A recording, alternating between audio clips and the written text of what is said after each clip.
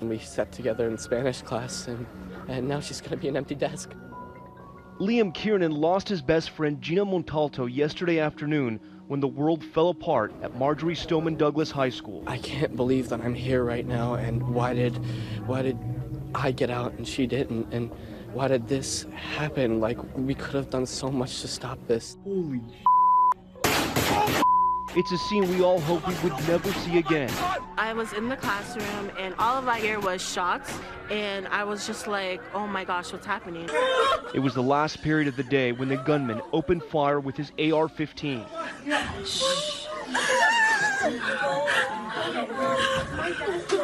A school employee immediately calling a code red. So right now we're in a school, an active shooter. It's not a drill. I heard one gunshot. We thought it was a drill initially, but it's not. The fire alarm got pulled and kids were evacuating. I heard 5 pops. The suspect, a former Douglas High School student, allegedly shot into at least 5 classrooms on 2 floors. He was just very focused. He was very focused on what he was doing. Terrified students hid in locked classrooms. I couldn't believe something would happen to a school that got voted the safest place the year before. First responders on the scene desperately tried to track down the suspect. Does he know where the shooter is? We don't know, but we're entering the building. Erica Duvall filmed this as the police broke the window of her classroom door to gain entry.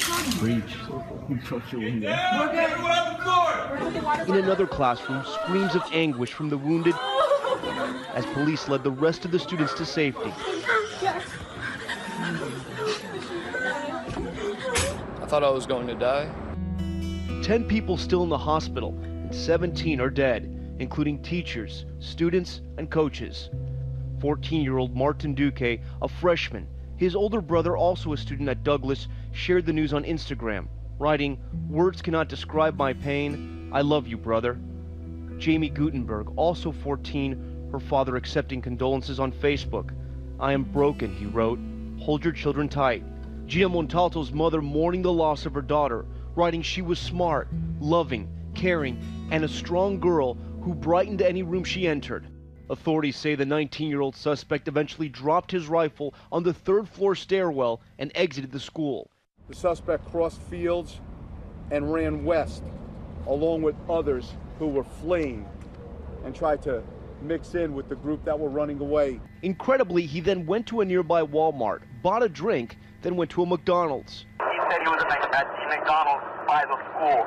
Around an hour after he opened fire, the suspect was spotted by Officer Michael Leonard. He looked like a typical high school student, and for a quick moment, I thought, could this be the person?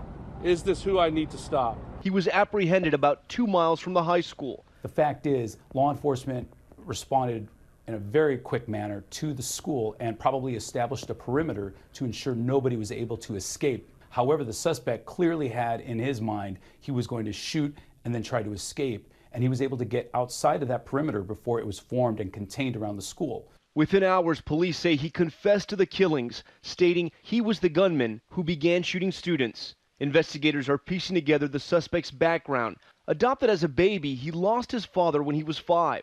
Just last November, he lost his mother to the flu and went to live with a friend's family. The neighborhood where he grew up, big homes with well-manicured lawns. Neighbors say it was so normal. The suspect really stood out. Aggressive, crazy, weird, psycho. Brody Spino spent nearly a decade a few doors down from the suspect. He remembers him having a violent side, even at a young age. He cornered a squirrel and was pegging rocks at it, trying to kill it. It was just weird. Former classmates paint an even more twisted picture. They say the suspect was obsessed with guns and was disciplined for bringing bullet casings to school. About a year ago, I saw him upset in the morning, and I was like, "What's up with you?" He's like, "I swear to God, I'll shoot up this school." According to ABC affiliate WPLG, the suspect was expelled on February 8th last year. 3 days later, he bought the AR-15 at this gun store less than 10 miles from the school. Once the school expelled the suspect, they should have known that he may have had a beef with the school. His social media post also suggested something might be off. In September of last year, I received a comment on my YouTube channel. I'm going to be a professional school shooter, and thought that to be odd and disturbing, so I forwarded that screenshot to the FBI and reported it to YouTube. The FBI says they investigated. The FBI also conducted internal database reviews and open source checks. No additional information was found to positively identify the person who posted this comment.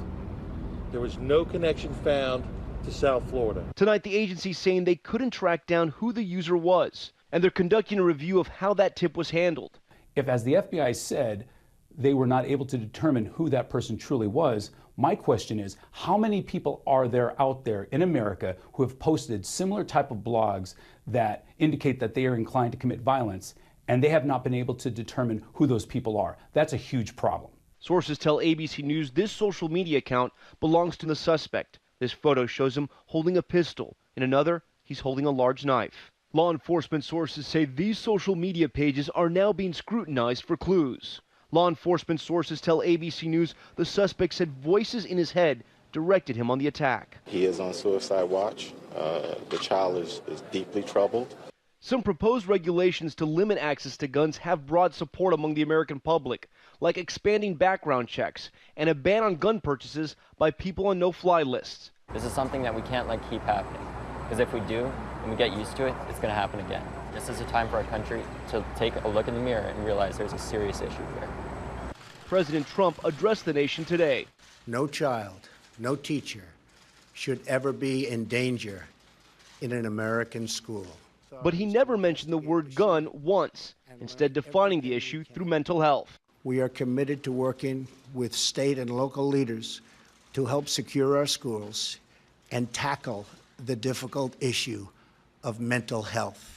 But just weeks after taking office last year, the president blocked an Obama-era rule that made it tougher for the mentally ill to obtain guns. Mother Lori Aldiff, who lost her 14-year-old daughter Alyssa in the shooting, expressed her outrage directly at the president on CNN.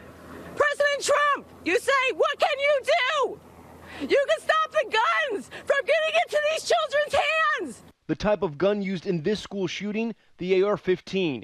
It was used in Las Vegas last year, San Bernardino in 2015, and Sandy Hook in 2012. I have hunted all my life. I have had guns all my life. I still hunt with my son.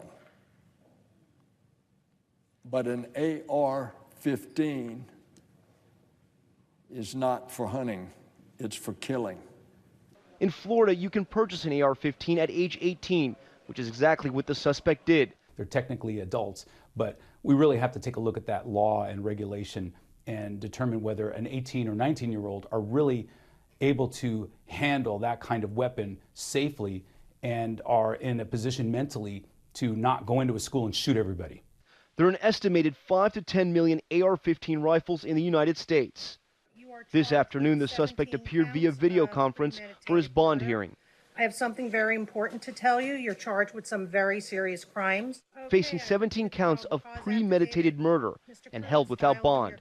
And I find probable cause. I further find the proof of guilt to be evident. Tonight, as America always does after a horrific act of gun violence, a search for answers to the question, why?